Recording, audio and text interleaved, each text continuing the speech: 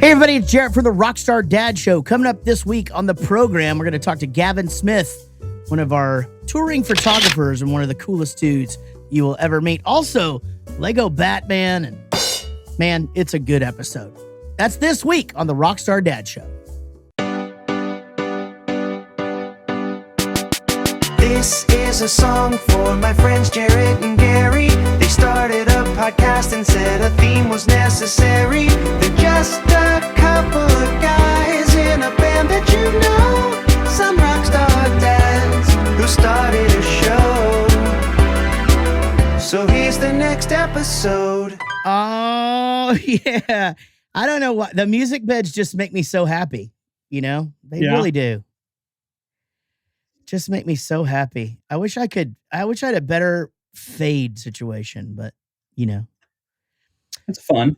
Hi, everybody. Welcome to the Rockstar Dad Show. My name's Jaret. Gary is here. We are from your favorite band, Bowling for Soup. And also, this is the Rockstar Dad Show. We've been doing this so long, you should just know us from this. Yeah. Coming up later in the program, Gavin Smith, who is a concert photographer and an all-around great dude. I have no idea why, but for like half a second, I thought when you were saying it, I thought you were going to say Gavin Newsom. And I know that Gavin Newsom's not on the show, but I was like, oh, he's going to fuck it up. Who's Gavin Newsom? The governor of California? Or is he? No, not governor. Mayor of LA or some shit. I don't know what he is. Man. Politician in California. I guarantee you I would not know any of that. I don't really watch the news, Gary. As you know. Man, what a time, by the way. I actually do, you know, I mean, I'm familiar with some of the things that are going on. And there's storms everywhere, and there's fires in Canada, and it's 102 here, and it's almost like it's summer or something, you know? Yeah. Is that like a yearly thing? I mean, isn't it? Doesn't I don't that know. shit It's happen been really every funny. Year? Yeah, it's been really funny to me this year. I've heard like 7 different conversations in the past week of people. That's one a day if you average it out. I've heard people talking about how it's so hot this summer, and I'm like, yeah, it's Texas. It's hot every summer. Like, why do we forget that? I'm saying, why are people forgetting that? We're pretty much in July now. Right. It is time to bake for a while, you know, it's just hot until the end of September. Yeah. You know, and I mean, I think people forget that 3 years ago, we had 22 days of over 100 degrees here. And I get it. The people up north that are listening to this right now, or maybe in other countries, are like, I don't know how you guys do it. And here's the thing. We don't know how you do the snow. I'd much rather stay inside in the air conditioning than have to go out and shovel my driveway. It's the same thing. So I always say that I enjoy the cold, but like I've never lived somewhere where it's cold for 9 months straight, right? I don't want to live in Chicago where it's just insanely cold forever. But like I've been to Chicago in the winter and it's fine. It's fun. It's fun to go skiing for, 3-4 days. People like going to the beach for 3 or 4 days that are from up north. They don't want to live here. Yeah. Yeah. You're right. You're absolutely right. Like, but, Rob from Bowling for Soup swears that he'd rather have to shovel his driveway all the time. And I don't know. I don't think he gets out there with a shovel though. Does he? Does he have a snowblower or some kind of thing? No, he's got some Inspector Gadget, remote controlled thing going on out there. Yeah. Cause he has a ride-on lawnmower, but he does have a really big lot though. I mean, I wouldn't push mow that motherfucker. I don't push mow mine. You know that the 70-year-old man that owned the house before him was probably push mowing. He push mowed that motherfucker and bagged the grass. I guarantee you he did. Yeah. Yeah, that dude, because Rob bought his house from an old dude who has, the yard is set up with like this huge garden, and there's all these different like little sitting areas and things out there. It's just really cool, but it's sort of, it's weird. Rob's house sort of sits in the middle of a bunch of other houses like it's a park, but it's not. Yeah, that's a good observation. Yeah. And description. But he likes it. And more power. I just tell you, I'm yawning. We just did a full interview. I didn't yawn once, and now I fought 2 off and then did one on you. I'm sorry, buddy. I don't think you're boring. I don't know. Yawns are contagious, but you haven't given it to me. Yeah. But you just got it. You got yourself yawning. I did. Yeah. It's our first summer at home, in quotes, right? Because I'm playing. We did last weekend at a military base. We have another military base coming this week, and then I think another one next week, right? Yeah, we have 3 weekends in a row. 3 weekends in a row, bases. And then I start doing country shows every weekend, and so it's crazy because we're not just gone. It's like it's kind of nice. I get to go out, gone for a couple of days, come home, and it's like I never left. And so when you're doing country shows, are you doing the thing that all the other like Texas country guys have? We've been talking about them doing forever, where it's like Thursday, Friday, Saturday, and then they're home. Yeah, for mine, it's mostly Friday, Saturday, but there are a couple of Thursday, Friday, Saturdays. And then there's one Friday, Saturday, Sunday. But yeah, that's it for the most part. I mean, the thing that sucks about it is that I'm gone on the weekends, but it's like what I told all of my, all of the people that I hang out with here in my neighborhood is like, well, it's summer. Let's hang out on a Tuesday, Yeah. Like, I mean, why not? It's everybody works from home. And Amy's a teacher. Derek works from home. Casey Fisher has to travel a bunch, but Ashley's at home, and Casey Yant, who is my wife, works 3 days a week, but only until 2. So let's hang out on a freaking Tuesday or Wednesday, And the kids would like that because it's unexpected, and that's that, So with Anik being a nurse and everything that I do, not being on a Monday to Friday normal thing, like our kids, once summer happens, have no idea. It doesn't matter what day anything happens. Right. It's just they're just not going to school. That's it. Yeah. They just don't go to school for a few months, and then school happens. Like school's what gives us a weekly structure. Yeah. Yeah, I'm with you on that. I guess it was pretty much, it's been like that until this year for us. But, Casey going back and doing hair. Oh, shit. And me being home during the week. But it's nice because, I can have lunch with Everett and if he wants to swim, I sit out there in the hot. And our umbrella broke during the storm. And so there's kind of no place in the pool to be that isn't just like in direct sun during the day. You got to get out there and find that fucking umbrella replacement. I know. I was looking at him today, and you know what I almost did today? And I think a lot of you dads out there are probably going to be like, I can't believe he almost did that. But I almost bought a replacement umbrella without asking Casey what she thought about it.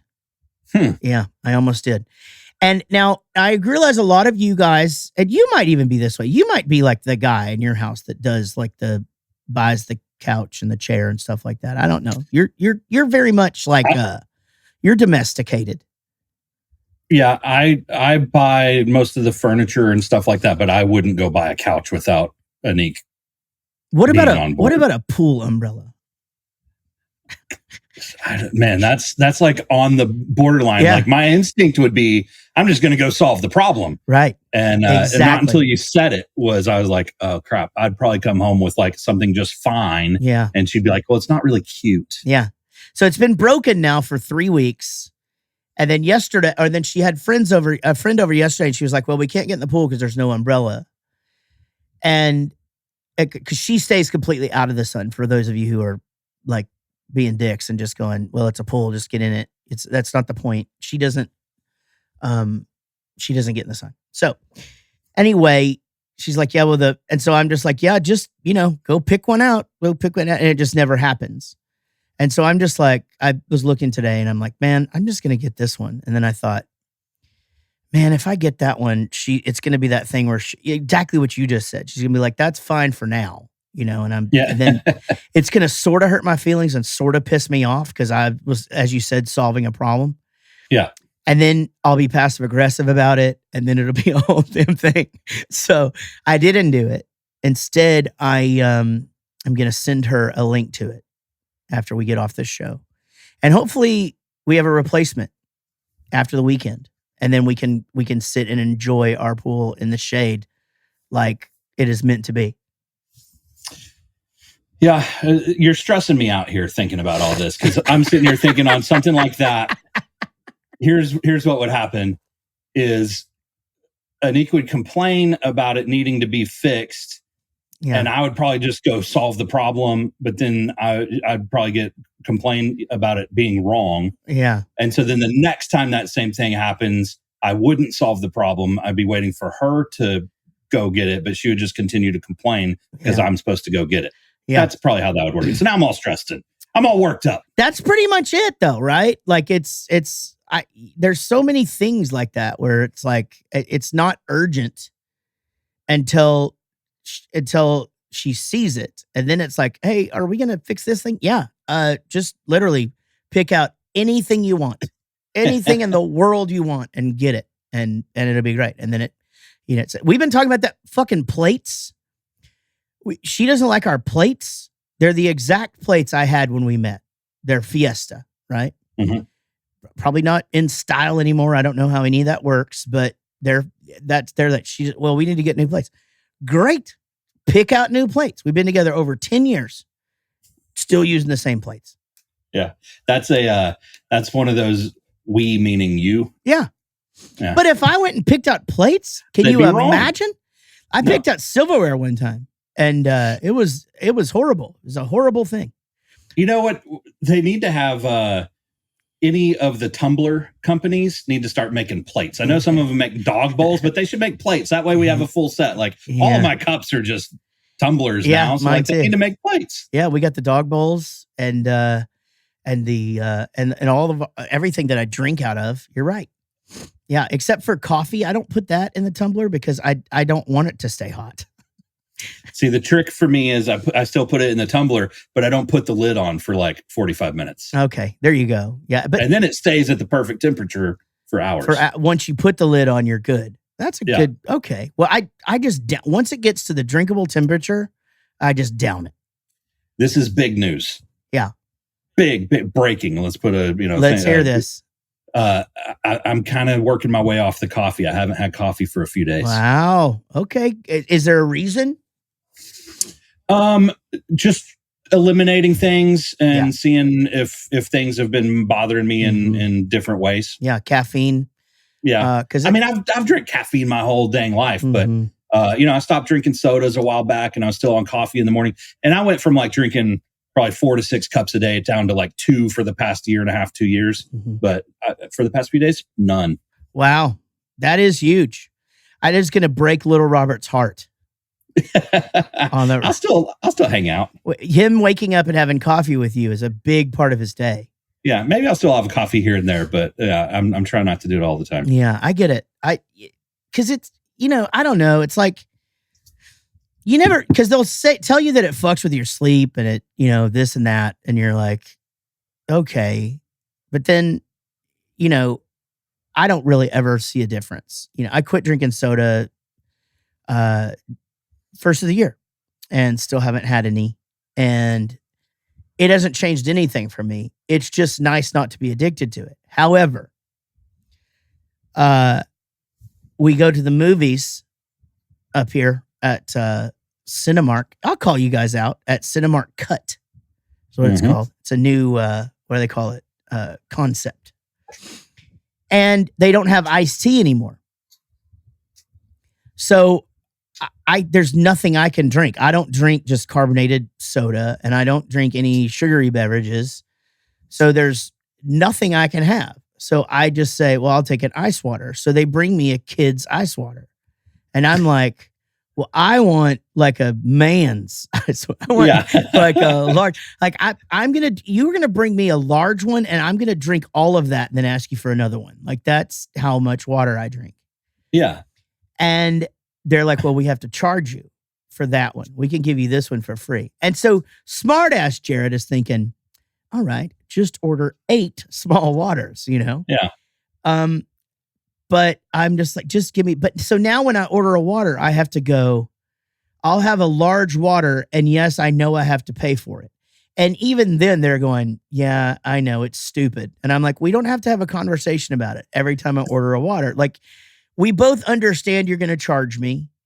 This isn't you asked me if it was my first time. I've been here right when I got here, and I've been here 180 times. I understand I'm going to have to pay for the water.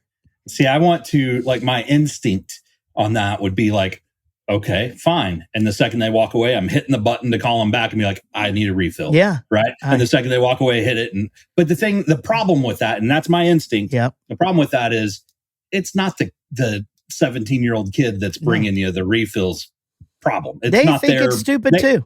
Yeah. So then at that point, I'd be like, fuck it. I'll have a beer. Yeah. Yeah. Cause you can do that there. That's the thing though, right? It's like sometimes when somebody, I think I've gone through this whole thing round and round, but like sometimes when you go, hey, can I have tater tots instead of fries? Right. They'll say yes, but that's good. Or, okay, no, this is better. I want a side salad instead of fries. Yeah. Okay. That's fine. But that's going to be a $2 charge. Is that okay? And my first inkling is to go, what do I fucking not look like I have $2? Like, what is the problem? The problem is some asshole has sat in the exact same seat I'm in at some point in this poor kid's career here at the movie theater and has called them over to complain about the $2 upcharge on the salad. 100%. You know? Yeah. Not that we don't all know. It's the same reason that, stickers on the top of the ladder say don't stand on the very top, right? Some idiot ruined it for everybody. Don't even get me started on this. Like, there's so many, I follow a bunch of like 80s, anything that just sort of like gives me that nostalgia. Cause you know how I am about childhood, even our band. Like I still sing about high school. Like even I'll refer to shit from back in the day in our songs now, and I'm 50, but so my childhood was just so important and crucial. And I have a toy arm of tattoos. So I follow all these things, and it's so crazy for me to watch, those threads and see all these toys that were so cool, but that you could never have now because it's like, oh no, a kid could do this or a kid could do that. And it's like, I get it for safety reasons, but like, isn't that just survival of the fittest kind of, like, aren't we just sort of measuring intelligence a little bit? Because couldn't a Hot Wheel kill a kid? Like, couldn't he just shove that into his throat just enough and just, and that's never happened? A kid's never choked on a Hot Wheel? Give me a fucking break. That has to have happened. It has to.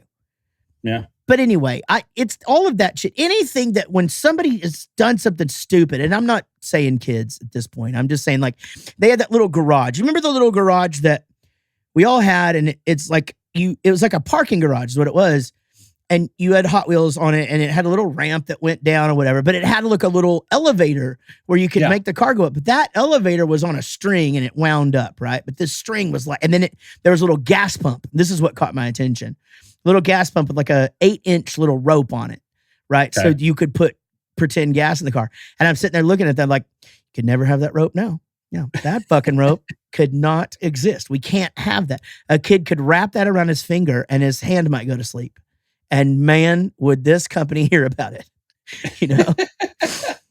Yeah. I think it's funny when you're amping up for your rant there that that you're going, when I was a kid and this happened, because childhood, it was so important. Yeah. And childhood's important for everybody. Oh yeah, you're right. You're right. But I mean, I don't know. I feel like I have, and you're probably right. I think all of us probably have that feeling. I feel very strong about nostalgia, like, movies and music and toys and things like that. But when you were talking about the ladder, it reminded me of the guy who picked up his lawnmower to trim his hedges, and it cut all of his fingers off, and he won the lawsuit because the lawnmower didn't say not to do that. I mean, for Christ's sake, come on. And it's like, I know that I don't have the whole story. I realize that it's the McDonald's coffee, right? Like we all heard that for years and thought, well, this fucking old lady, fuck her. And then you see the documentary and you're like, fuck McDonald's. Like, Yeah. Jesus Christ. All she wanted was her medical bills, and she ended up winning millions of dollars, right? But what that coffee did to her was not what we all heard. It was fucking crazy. But I can't really think about what the guy with the lawnmower, like, that's not what it's for. You know, like, I mean, A, that's not what it's for. And like, I mean, B, that's not what it's for. C, that's not what it's for. And D, like, if you're gonna pick it up, don't put your fingers in there. Like, well, don't pick it up if it's running. There's A, B, and C. There's a right. You know why people duck under a helicopter? That thing's not going to hit them, but it fucking might. Because they watched ER back in the 90s? Probably. But that's what you do. You know, you duck under the helicopter. That's, I guess, I've never been. I did a helicopter ride once when I was a kid, but I don't really remember it. Same day I did a hot air balloon ride and rode on an elephant. Big fucking day. That's a big day. Okay, your childhood was important. See? Thank you very much for saying that. We got to take a break. We'll be right back with more Rockstar Dad Show right after this. Y'all listen up.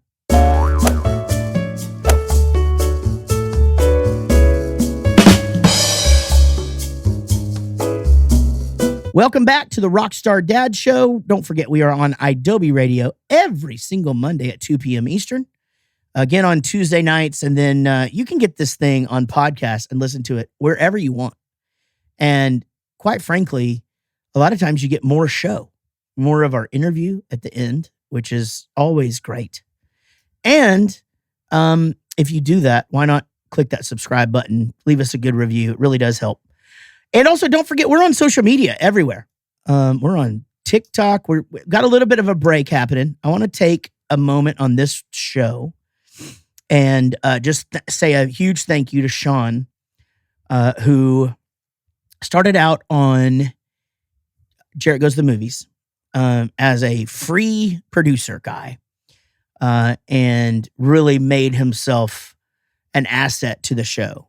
And then when we started this show, came right on board, and has helped us almost since the beginning. And so he is moving on to bigger and better things. And but I want to say a huge thank you. It's a lot of work. Gary and I do the show and then send these files off.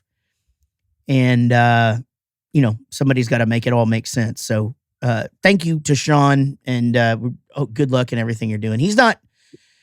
He still works for Bowling for Soup, and some of the companies that we are associated with that our manager owns and stuff like that. So he's not gone. He's going to continue being assets for other things, just not here. And but we just appreciate everything, Sean, for if you're listening to this. He's not editing this episode, so doubtful he'll listen. Actually, you know what? I know him. He will listen just to see how Jack does on the edit. On this, but we do have a new team in place. We'll introduce you guys to them. Actually, I think it might be fun just to have them on the show sometime, even though they're not dads.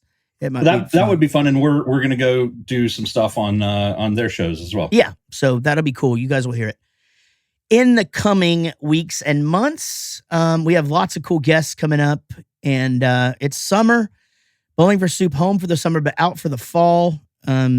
Excited about that, actually. It's going to be nice to hit some of those towns and it not be insanely hot. Because even the Northeast last year was bonkers hot, like during the summer, man. It was crazy. All right, you know what? I'll probably start drinking coffee again because patios will be nice. That's right. Patios. Well, you know what? We could just go a little bit later in the day and have a beer. All right. Well, let's do that. Yeah. I mean, you're right, man. And patios, you just got to time it right. But they're my favorite. Love that shit. Yeah, well, and living here, it's like you get a couple of week window, right? Yeah. You get a couple of week window in October and a couple of week window in like April, where it's just amazing. Yeah. And then the rest of the winter, it's a gamble. Some days it's nice, some days it's not. And then summer, just don't even think about it. Yeah, it's funny. I went out there to sit last night after I finished. I had a long day yesterday. I had a show on my Patreon page. And a bunch of stuff to do in the studio, and both of our managers have been on vacation, so it's a bit of a interesting time for me as far as like just the bands and stuff. And so it's very difficult to navigate some of the things because it's hard to get some answers because I don't really want to bug Sarah, and Swin is sort of hit or miss whether he'll respond or not. On vacation, which he should be, right? I mean, he's doing his thing and he's on vacation. Anyway, I got done around 6:30 and I was like, man, I'm just gonna go sit outside. I'm gonna have a beer on my patio. And I went out there and sat, and it was hot as shit, but Casey came home or came out, and I thought the dogs went inside with her. I'm just sitting out there, just gloriously, just having a beer and just chilling. I decided to come back in, and I didn't realize that my dog Milo had stayed out there with me the whole time, but he had already been outside for like an hour, but he just won't leave me for some reason. I don't know why. I just thought all the dogs went inside, and that fucking dog, wasn't complaining or anything, but man, he was hot. He just came in and laid down on that cold tile. You know how they'll sprawl themselves out on the tile? Yeah.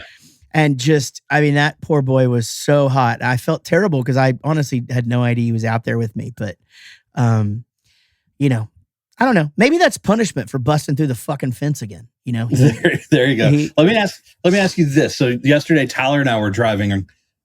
We went to go see a movie. I believe the whole family went, but we drove past a golf course. It's 1:00 in the afternoon, right? So in Texas, it's 100 degrees easy, and by the time those guys are done, it's going to be 104. And so we drove by, and I go, "Those dudes are psycho," because everyone out there playing, And he goes, "Nah, I bet they're really good." He's like, "They gotta be good to be out there doing that." Yeah. And I was like, "Maybe, or they're just psychos and they're out there drinking to make it through the heat." I don't know. What do you think? Good or not? I think it's a mixture. I definitely think a lot of people play golf in the heat. And because they play every day, every week. They play every day, every week or whatever. Yeah. And I don't know. We've gone out in the summer before. It's just been a few years. It just doesn't interest me. It's just too fucking hot. But, in the hundreds. The 90s, like maybe, but even then, like, God damn, I don't know. It doesn't seem recreational for me anymore. It doesn't seem like I'm out there to enjoy myself and have fun. I'm just looking forward to getting done and having a beer. Yeah. Yeah. And, where we live, obviously, in the rest of the year, it's a gamble. It's going to be rainy or cold. But, like, you can also not have to tee off at 7:30 a.m. to survive, Because if you go play golf in October here, you can start at 10 a.m. and it's great. To Tyler's point, though, I mean, there are guys who literally go up, they're not playing with 3 other dudes. They're not out there just to drink beer. They walk up with their bag, they hit the ball, and they just take off, and they're done in 2 hours. Whereas with a foursome, it's 4 hours, and there's a lot of standing around. And, one guy's got to go to the bathroom. He holds everything up, And then, of course, at the turn, we go in and get beers again. Yeah. And every time the cart girl stops by, it's 15 minutes of everybody reloading, So I think he's got a point. You just get out there and do your shit and you go. And you know what? I don't know. Maybe when you're out there and you're in it and it's not that bad. But yeah, because you know what? We survive. We play shows in it all the time, and it sucks, but we survive. Just this last weekend, it was pretty damn hot. We just lucked out of being on like a really shady stage, and they had fans. Yeah, I guess where I'm coming from though is like you said, golf for us is recreation. It's fun. It's getting away, and so like I just pick and choose when we're going to do it, and I don't choose to do it in July in Texas. Same, yeah, not ever. Right. It's spring and then fall. And because again, once it's so cold that you got to wear pants, you're getting to the point where, I don't know. I don't know if this is worth it either. Yeah. But again, that's our recreation. It's not like something that we're doing. We're not in a fucking bowling league, where you got to be there every week and shit. That would be fun to be in a bowling league though. I do agree with that for sure. But, that means you'd have to be at the same place every Tuesday, Wednesday, or Thursday night. And when is that ever possible? Yeah, I just don't have the commitment level or availability for that, but it does sound fun. Really does sound fun. And then you could pretend to be in the Big Lebowski all the time, you know, and just like market Donnie. Isn't that it? He's like, yeah, market an 8. Oh, it's dude. Market dude. Yeah. Yeah. Market an 8. Over the line. Oh man, what a movie. That's a good one. I don't think any of the kids are old enough for that one yet. No, not yet. Honestly, that's one of the ones though, where you talk to people. It's such a funny thing to tell people, but it's like, I saw the Big Lebowski. I really didn't care for it that much. You're like, oh wait, but did you watch it 3 times? Because you need to watch it 3 times for any of it to make any sense. Yeah, I had that experience. The first time I watched it, everyone had told me how great it was, and I watched it, and I was like, meh. Yeah. All right. Same. And then the second time I watched it, I got it. It was the second time I was like, holy shit, this is amazing. Right. It's like once it like it goes from the point of just being some random movie to it being like a part of pop culture where you're out of your element, and like lines of it are just so important, and you just get, God, there's so many, Goodbye, Sweet Prince. I never have thought about this. I think maybe the reason the first time it's meh is because, for me at least, most movies I'm focusing on trying to figure it out before it happens, right? I'm figuring who did it, why did they do it. I'm trying to figure out all that. And that movie's not really about that, right? That's right. It kind of is. Well, you're kind of trying to figure out where the money is, but yeah, it's kind of that. But it's weird because it's one of those. There's just so many weird characters. Like part of what's funny about the Julianne Moore thing is just the random dude that's in her apartment and they just keep laughing at shit. You don't know what they're laughing at. So I think that's what I'm saying, is trying to figure out who did it, why, when, is like you're missing all of the beauty of the movie. I get that. What did y'all go see? Because we just talked about this. You said y'all rarely ever go to the movies. We rarely ever go to movies. We went and saw the Mario movie. Okay. Anik and Mia had already gone and seen it, but all 4 of us went and saw it yesterday. And it's great. Have you seen it? Loved it. Absolutely loved it. I thought they nailed it. I thought they explained the accent off because he was getting a lot of shit about that. And they explained that right at the beginning. So it was just like, okay, everybody relax. And I thought they put in enough of a story to keep the kids interested, but enough nostalgia and like just all these really cool references for those of us who actually used to play that game, and really all the games, to be fair. I just thought they nailed it. I agree. And I think also story-wise, like it's storyline good enough, like adults can enjoy it. And it is the nostalgic, but it's also like a plot. There's a plot going on. It's not just some kid movie with random crap happening all the time to keep them engaged. Absolutely. Yeah, it's really good. And then but we did, you and I and Tyler do agree on Lego Batman. We watched that this week. We watched it again last night. So I've watched it twice in the last 2 weeks. And it is unbelievable, like how every single line in that movie is so important.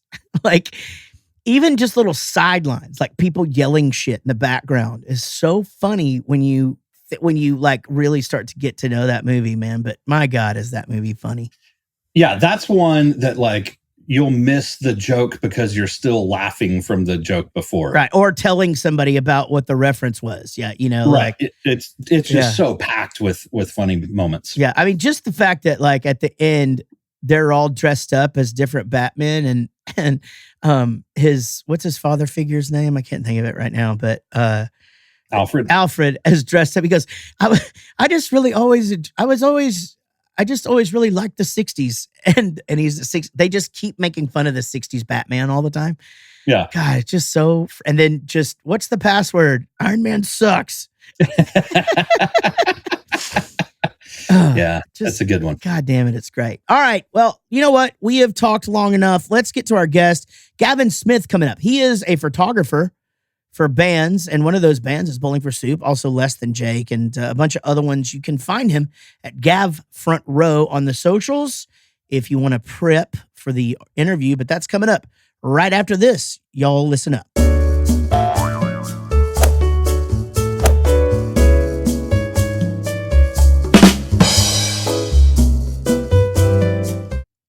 Welcome back to the Rockstar Dad Show. And, Gary, we don't often get people who sometimes work for us on here. And this is exciting.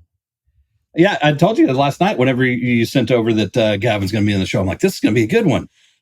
We met Gavin. He was taking photos for less than Jake.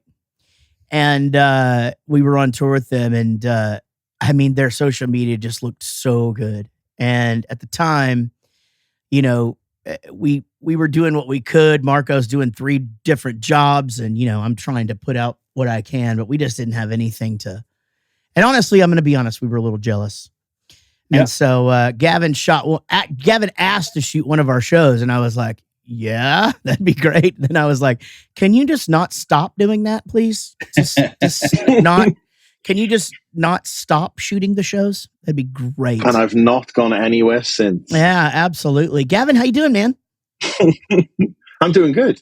I'm doing very good. This is quite nice to see your faces. It is great to see you too, man. And, you're one of those guys, much like many of the folks in the Less Than Jake camp too, I guess you could say, where you're like Buddy, from Less Than Jake. Like just when you walk in, just everybody gets happy. And it's just, you just make our lives so shiny. Oh, you guys. See, I don't feel this. I'm just like going, hey, I'm just being me. And that's the thing. I don't kind of try and do anything. Well, just being you is awesome. I feel like, see, I'll accept that. It's very difficult for me too, but I'll take it. Did we lose his sound for a second? I think the thing is as well. Did we lose his sound, Gary? I don't think so. Okay, my Siri kicked on, so I didn't hear what you said, but I think you do. Also, you smell wonderful out of a shower. Oh, see that? I'll take that. Yeah. You can't not have that, especially on tour around groups of people. The last thing you want is to be like that guy. Right. Now, Jaret, there's plenty of people on tour that stink, but like, are there people that stink coming out of the shower? Some people just don't emote a wonderful scent out of the shower. Okay. I got you. There's some that are better than others. Yeah. I'm just saying that, you can just tell when someone comes out that's got like a really badass body wash or something, and you're a little bit jealous, but you just bought a gallon of Suave for men, and you got to use that. I'm a soap guy now as well these days. Are you? Yeah, same at home. Yeah, I use that Dr. Sasquatch. It smells good. Oh, yeah, not a sponsor of the show, by the way. Yeah. Gavin, so you're a photographer. Are you able to just do that by trade, just taking pictures? You at this point, it has become like it. It pays the mortgage. I'm considered self-employed on kind of like government documents and things like that. I'm classed as self-employed. Right. Which is, so I guess that had to have been the dream. When did that start for you? When did you decide, all right, I'm just going to take pictures and I'm going to give it a go and see what happens? So there were, it's been a few, I'd say I quit my full-time, like my real job in 2015, I think, because it was getting in the way, and like I had to book holiday and take days off where you can and things like that. And it wasn't working, and I had to turn down opportunities, and I was like, no, this isn't what I want to do. And I wasn't happy. So just took the risk, quit my job, and it was for a back-to-back tour, and the second tour canceled on me. Oh no. So I was like, oh, maybe this wasn't the best idea, but I'm all in at this point. So just went with it. How long did it take you to find the next thing after that tour canceled? Oh, so long. So that was a good couple months, because I was like, this will be perfect. I'm doing this one. I can leave this, jump straight onto this one. And then just ended up having to just come home. Yeah. And it's that horrible thing of like, well, I've got nothing. And it was just emails, sending out messages to people just non-stop. And it was it was a long time before anything kind of went, oh yeah, go on, then if you're available. I still feel like I'm in that position. I'm still kind of, you never know when the next thing is going to be, especially with tour, right? Yeah, I mean, we don't talk about 2020 onwards. We won't talk about that. But I still feel like I'm playing catch up to that, and like I'm always the guy like, why? You never know. I'll send out another email.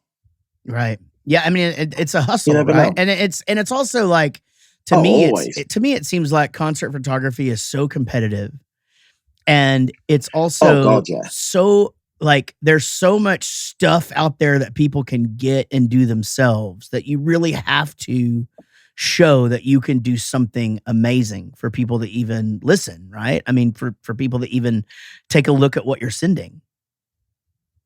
The accessibility now to like high end cameras, just off the shelf cameras, is incredible.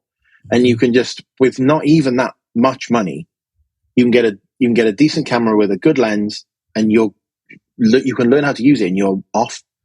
It doesn't take, like, I know people who did like filmmaking and things in uni and then never followed it through after university.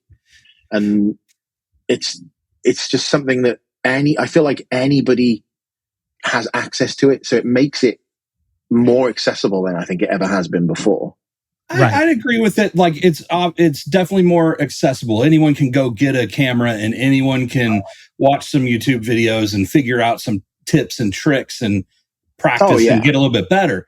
But like there's 100%, and I think you'll agree, there's 100% an art to it. You and Dave Kai Piper have, I don't know if it's the same camera, very similar cameras, and y'all's photos are vastly different. You've created your voice, you've created your style. His portrait stuff is phenomenal. Mm-hmm. It's so crisp, and it just looks. I can't describe. Like, it looks real, and his portrait work is phenomenal. Like, embarrassingly good. Yeah. Like, so for the listener, Dave Kai Piper is our other photographer that travels with us quite a bit. He'll be doing his first U.S. tour this fall, actually. But and most coming out. He is. Most of the Bowling for Soup fans know him, but he got caught up in some stuff, health and legal stuff, because he was hit by a hit and run on his motorcycle, and so now he's able to come over to the U.S. and that's going to be fun, and it's going to be good. But back to you. Let's talk about becoming a dad. So it's not unlike a musician. I mean, we don't often know what next year looks like. Oh no. We, and as you said, you start talking about, the pandemic and stuff like that. I mean, I think it put all of it into perspective as far as like just how delicate it is, of a line to walk. So, when did you get married? That was 2018. Oh, all right. So you're already a struggling. So your poor wife just married a struggling photographer. She was the one who encouraged me. Well, not encouraged me to quit my job, but she was the one who was like, if you think you can make this work, then I will help you where I can help you. So I love it. It's all her fault, really. If you boil it down to, if someone is to blame. Behind every great man, right? I mean, it's oh, absolutely. It's one of those things. And so, you guys, God damn it. Sorry. I hate my camera angle, and I can't stop thinking about it. This is so unprofessional. We've only been doing this like 5 years. Hey, Gavin. So tell us about your daughter. What's her name and how old is she? Her name is Sailor, and she is almost 2 on the 1st of September. Oh, man. Yeah, so when we first met you were out on the road, and you had an infant at home. Yeah. Wow. Yeah, it was. So what was that, like May or June last year? Yeah. And so she was nothing. No, she's only a few months behind Rob's little boy. Yeah. Yeah. And I mean, so we're pretty close. you guys were both out on the road with leaving a baby at home, and that's not the easiest thing to do, is it? Oh God, no. Especially like, not saying it's not difficult leaving family otherwise, but when there's like a little person who only knows of your existence outside of anything else, and then you just have to go. She doesn't know what's going on, but I do. Right. And I'm like, oh no, I'm just going. I'm just like, she's going to see that I'm not there in the house, and she's not going to know what's happening, and she's going to forget who dad is. That's kind of, right. At that age, that's the kind of thing. You're not really worried about missing as many things as you are them just forgetting who you are at that level, and now when you go out, when she's like a baby, she doesn't know what's going on, but I'm missing a lot. But now she's aware that I'm not around, and I'm missing like her speech improvements and things like that. Like I'm coming back and it's just happened. It's a different person. Run full sentences. Oh, absolutely. Yeah, it's crazy. Just nuts. The development. It's so crazy, how you sort of, and for the listener, like you probably live this through other people's kids that you're close to. It's like when you don't see your nephew or niece for a month or two, and then you come back. Like I just went through this with Gary's kid. Actually, he was over here swimming not too long ago, and then he came to our show this weekend. Tyler did, and he's as tall as his mom, and he is like just rail thin. And just solid muscle. And I was just like, what in the hell happened? Like this kid is just like a different kid, but that it's not unlike this adult. Yeah, exactly. That, and his voice is all like, hey, I'm picking this song, but he just. That's the funny thing. The other day we were driving home and I forget what he was saying, but he's like, hey, Dad. Yeah. Oh, my voice just cracked. I cracked when I cracked. He ate 4 hot dogs on the way home.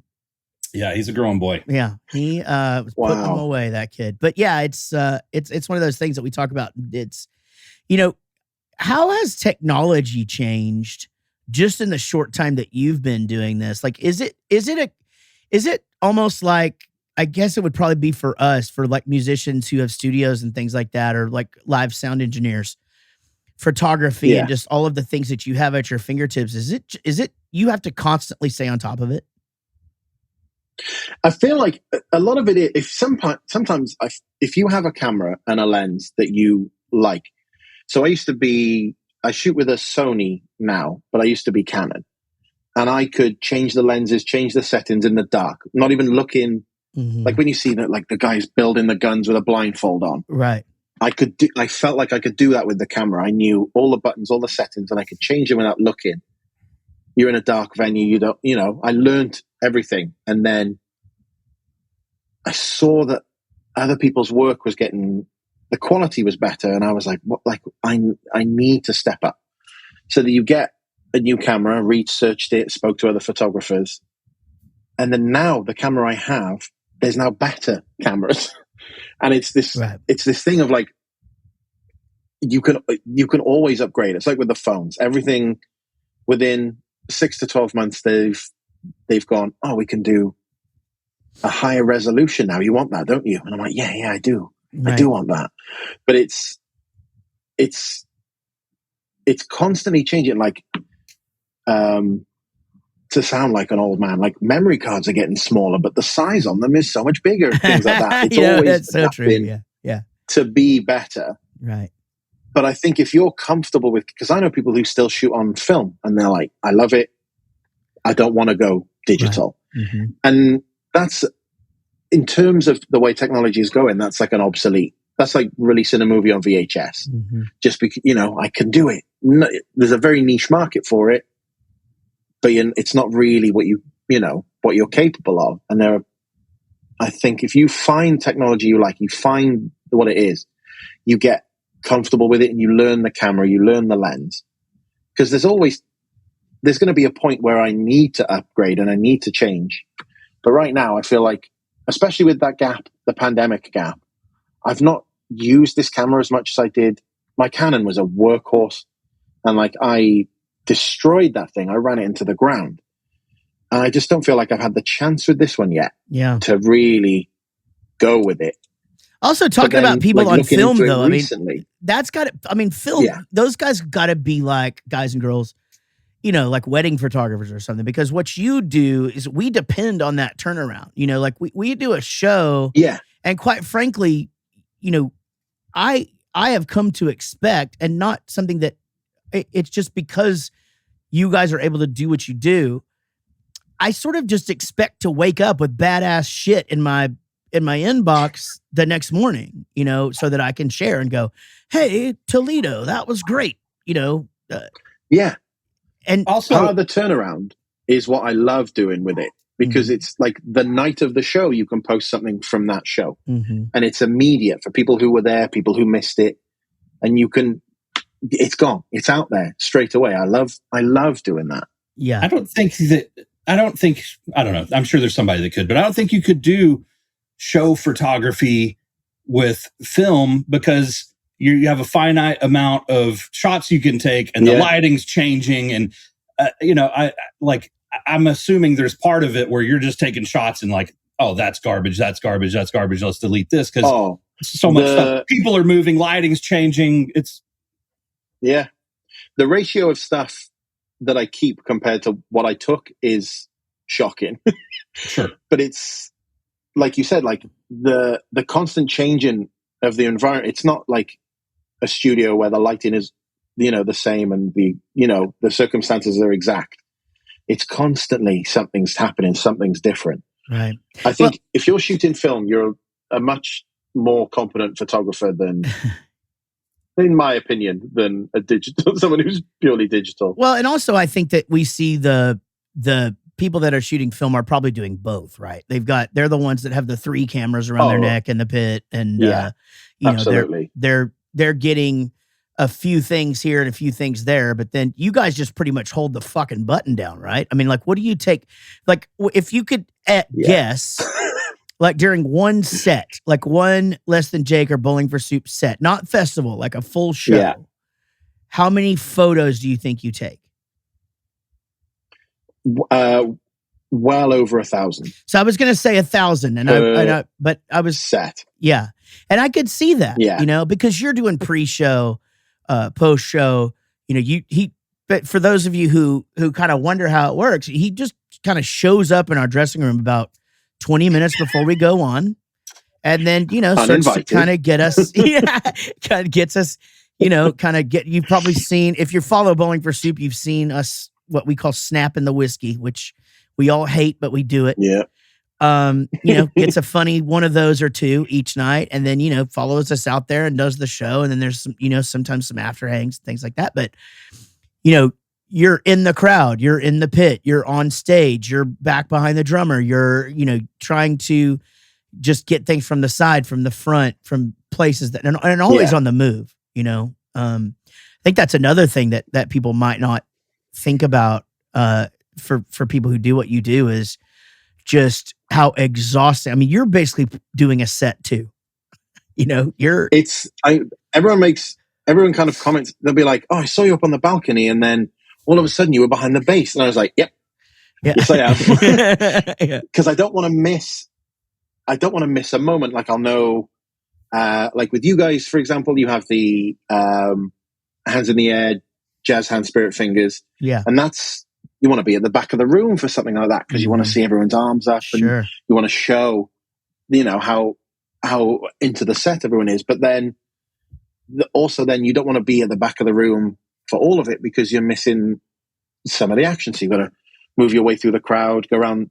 The amount of times I've had to like go out through the front door of a venue, work my way around and come in, then back through, because you just can't. The room is too full. You can't get through anybody. Right. I never and thought they look about at you that. like, what are you doing? Like, hold up a camera, hold up your pass, and they go, yeah, right. Off you go. That's funny. I never really thought about that. But I mean, we've been in places before that were so packed that our front of house guy had to do that. Go out the front door, run around the building, come in the back door, and up to the stage and fix the bass drum mic or whatever, because they couldn't figure it out. Crowd surf their way back.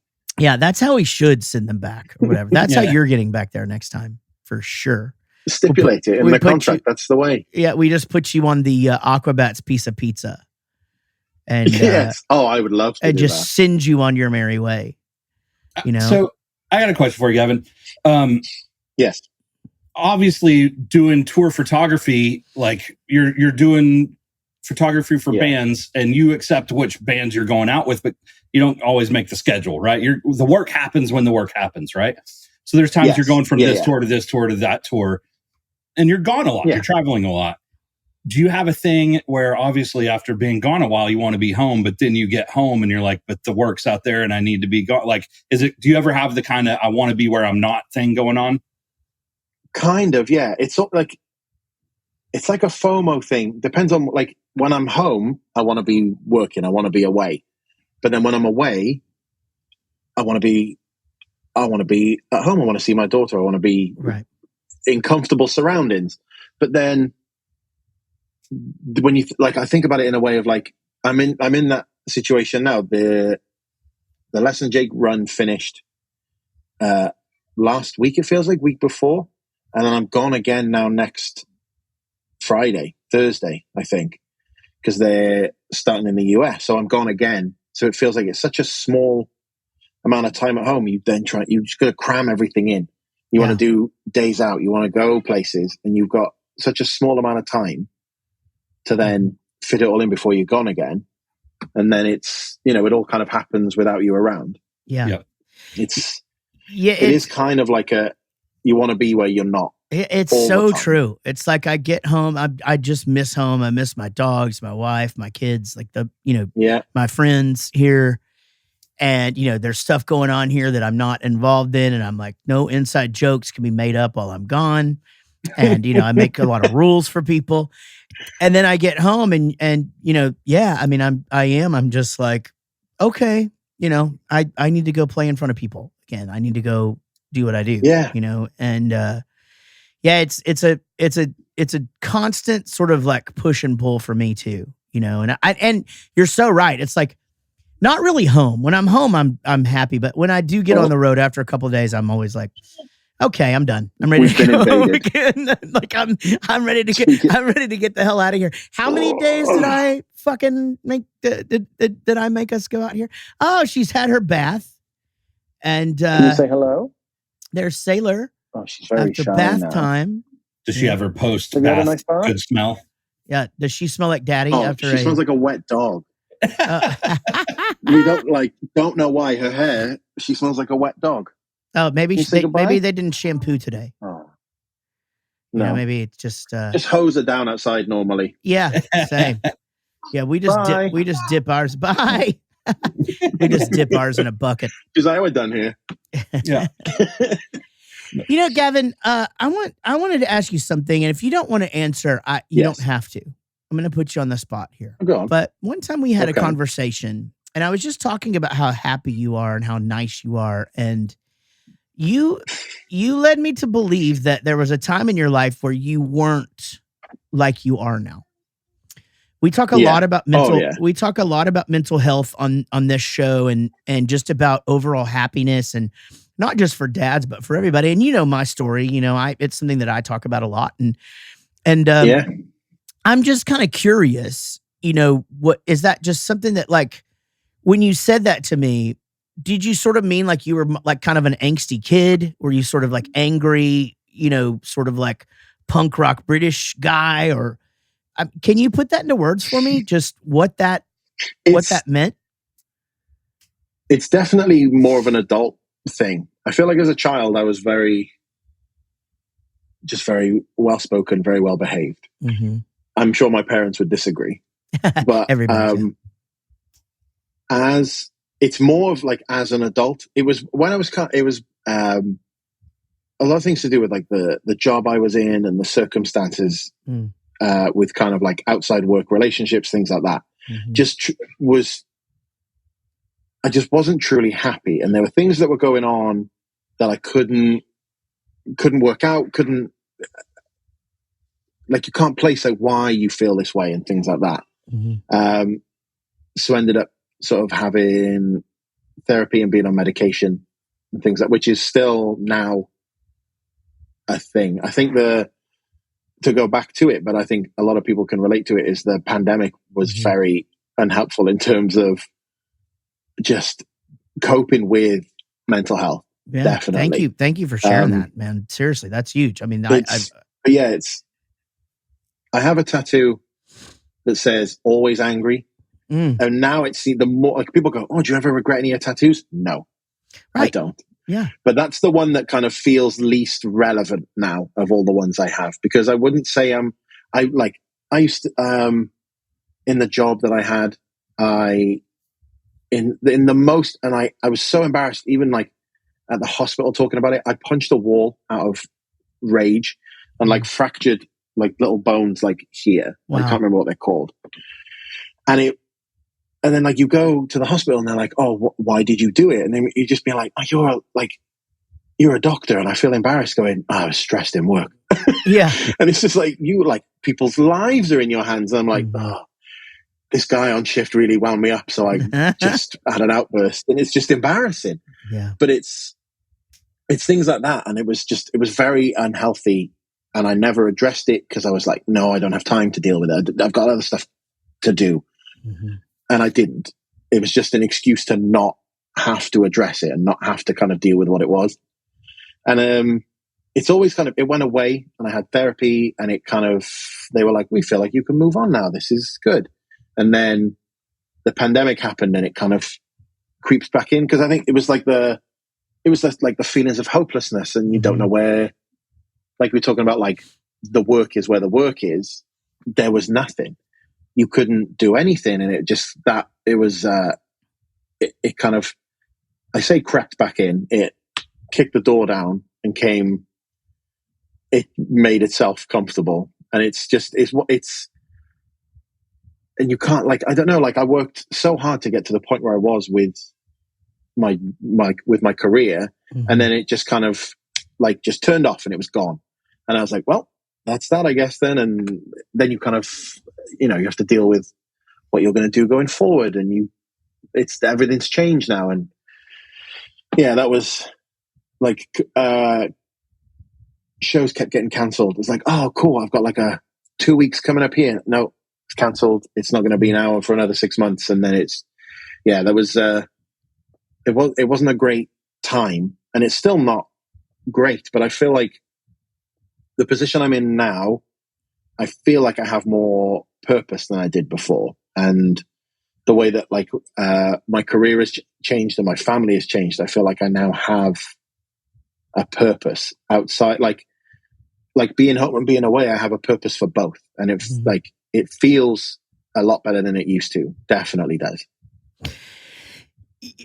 Man, there's a lot there to unpack. First of all, I think no, thank you so much for sharing that. I think the always angry tattoo is important because it's a reminder. I think that like just even knowing that that's on your body, whether it's something you see all the time or not, I think it's super important of how far you've come.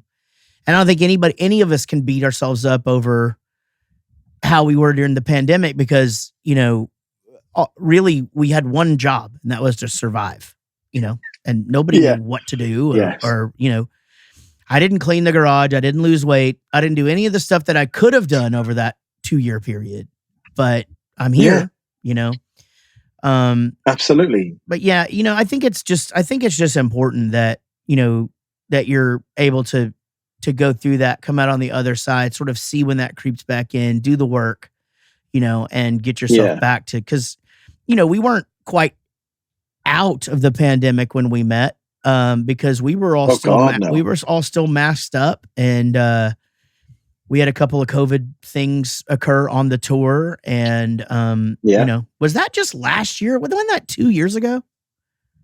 It was like it was last year, almost not like now. I think we were on leg 2. No, leg 1. We toured in the fall. We were on leg 1.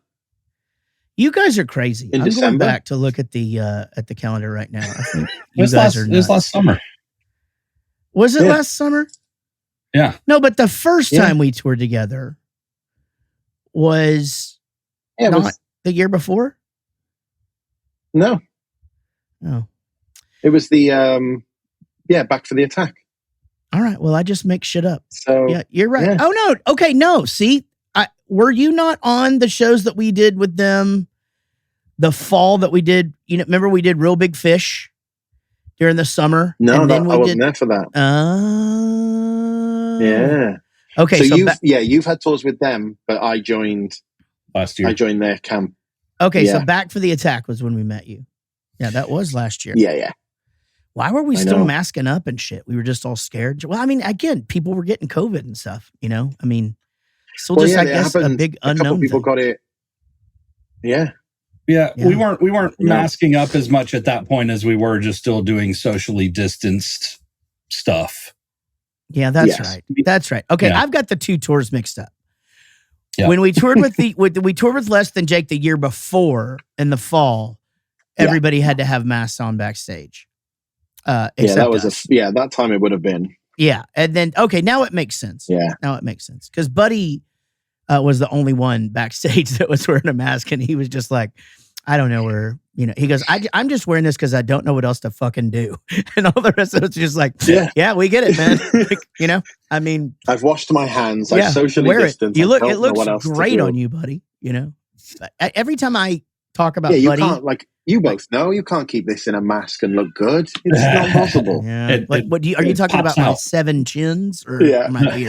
The beards. Oh, Beards pop out and look just weird. the beard. And you get that dent just right across. Gavin, you are. Go ahead, Gary. I was going to say, you said something about before going to therapy, but like when you hit the wall and you're at the doctor's office and like they're going, why'd you do it? And you start explaining it and it just doesn't make sense. I think we've all been there where like we have that moment when, you know, we erupt and get mad or get angry, whether you break something or not. But it's like when you're telling the story, you're just deflated because it's like, well, you don't get it. You don't get all the 900 small things that led up to that. And I'm telling the story on this one thing. But then when you go to therapy, you're talking about it, right? And I think, you know, when you're telling that story to the doctor, whoever you're talking about it, and I guess this is a question for both of you guys. Is that just a big part of the therapy, is just talking about it? You're getting it out there. You're getting it off your chest.